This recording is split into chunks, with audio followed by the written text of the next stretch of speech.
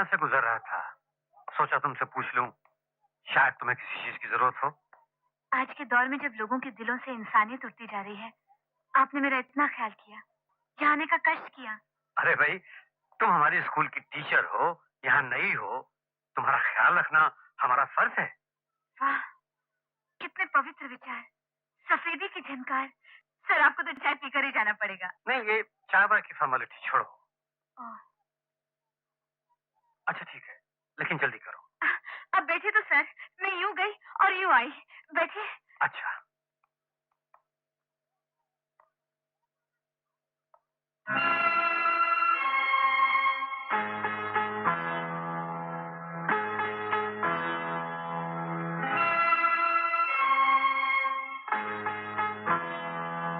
समय तो एक परिंदा है सर, जो उड़ता ही रहता है। मगर आपको मानना पड़ेगा, मैंने ज्यादा देर नहीं लगाई। सीमा, ये स्केच। बचपन से ही मुझे ऐसे स्केचेस बनाने का बहुत शौक है, लेकिन पता नहीं क्यों मैं सिर्फ परिंदों के ही स्केचेस बनाती हूँ। शक्ल कितनी लेंगे सर? क्या मैं ये स्केचेस ले सकता हूँ? जरूर सर, लेकिन इनमें ऐसी क्या खास बात है? बरसों पहले मेरा एक स्टूडेंट था, वो भी बिल्कुल ऐसे स्केचेस बनाया करता था, सिर्फ चिड़ियों के।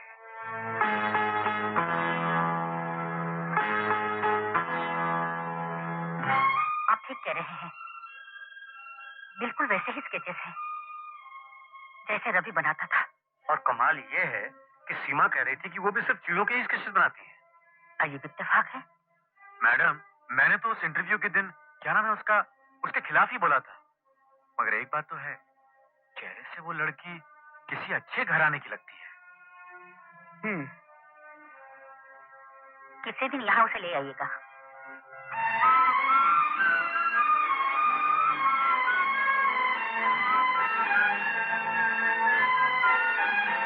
खरगोश ने शेर से कहा, जंगल के राजा, इस जंगल में तुम्हारे अलावा एक और शेर रहता है।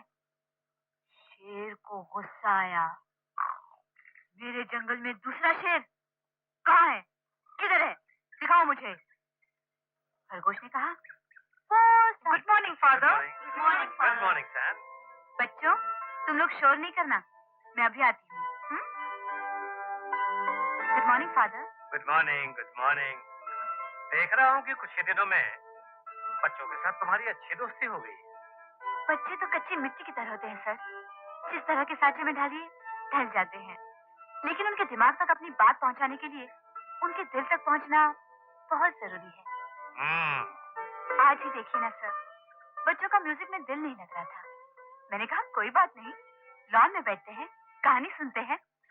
सर, ये बच्चों की कहानी की किताब सचमुच बहुत मजे की है। मैं तो इसे बचपन से पढ़ती आ रही हूँ, लेकिन आज भी जब पढ़ती हूँ तो ऐसा लगता है दोबारा बच्ची बन गई हूँ। सीमा जी? ये किताब तुम्हें कहाँ से मिली? तो क्या जवाब दिया उसने? उसने कहा कि ये किताब ही उसके पास उसके उस स्वर्गवासी पिता की निशानी है, जिसे उसने कभी देखा ही नहीं। लेकिन आपको पूरा यकीन है कि यही वो किताब? कह तो रहा हूँ, ये किताब मैंने रवि को तब दी थी जब वो स्कूल में पढ़ता था। सी, ये मेरा सिग्नेचर है। आप ये कहना चाहते हैं कि अगर वो कमबख्त लड़की रवि की तरह चिड़ियों के स्केच बनाती है, या ये किताब न जाने उसे कहाँ से मिलती जिस पर आपका सिग्नेचर है, तो हम ये मान लें कि वो रवि की कोई हुई औलाद है? नहीं, मैं ये नहीं कह रहा हूँ, लेकिन सोचने वाली बात तो है। हाँ, सोचने वाली बात तो है। कहीं यही तो सचमुच मेरे रवि की... क्या बात कर रही है आप मैडम? एक किताब को लेकर हम इतना बड़ा फैसला थोड़ी कर सकते हैं। क्यों ना इस सीमा से बात की जाए? क्या उसका बैकग्राउंड है? कुछ तो बताइए अपने माँ बाप के बारे में। बाप को नहीं देखा, नाम तो जानती होगी। मैडम, मैं आपको ये राय नहीं दूंगा, इसलिए कि अगर उसे शक भी हुआ कि ये सवाल हम इसलिए किए जा रहे हैं कि हम ये जानना चाहते हैं कि वो आपकी वारिस है या नहीं, तो कौन जाने वो झूठ भी बोल सकती है। क्यों बलवंत साहब? हाँ, ठीक है, ये बिल्कुल ठीक है। मगर मुझे ये बात ठीक नहीं लग रही है। किसी भी तरह से उसके बारे में पता तो लगाना ही चाहिए। सर जी, अगर उसके कमरे की तलाशी ली जाए तो कुछ न कुछ तो जरूर मिलेगा, जिससे पता चलेगा कि असल में वो है कौन। ठीक है, तुम जाओ। मैडम, मैं आपको एक आइडिया देता हूँ। क्यों ना हम जाकर उसकी गैर मौजूदगी में उसका जो भी सामान उसकी तलाशी ले, कुछ ना कुछ तो मिलेगा जिससे ये पता चलेगा कि आखिर वो लड़की है कौन।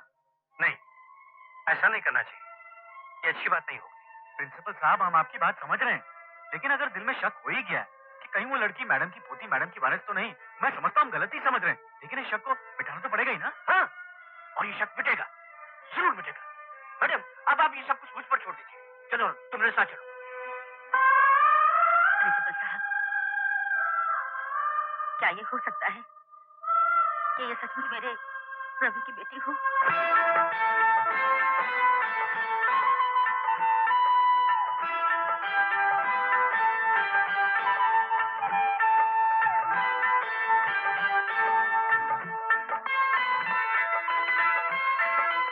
अरे यहाँ तो कपड़ों के सिवा कुछ भी नहीं है। तुमने कुछ मिला? यहाँ भी कुछ नहीं है सिवाय बुक्स, बॉल पेन के। ये क्या? संजय गुप्ता?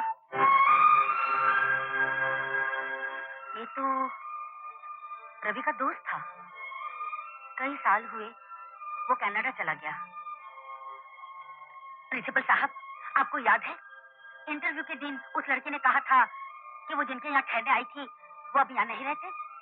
शायद वो संजय गुप्ता ही के बारे में कह रही थी। जी हाँ, लेकिन किसी का पर्सनल लेटर खोलना।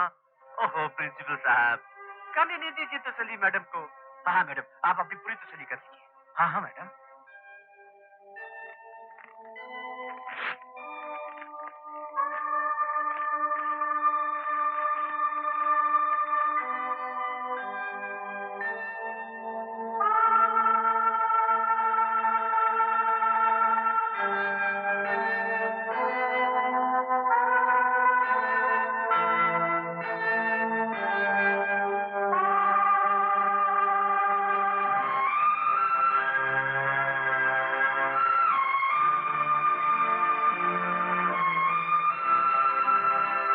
क्या हुआ मैडम, क्या बात है?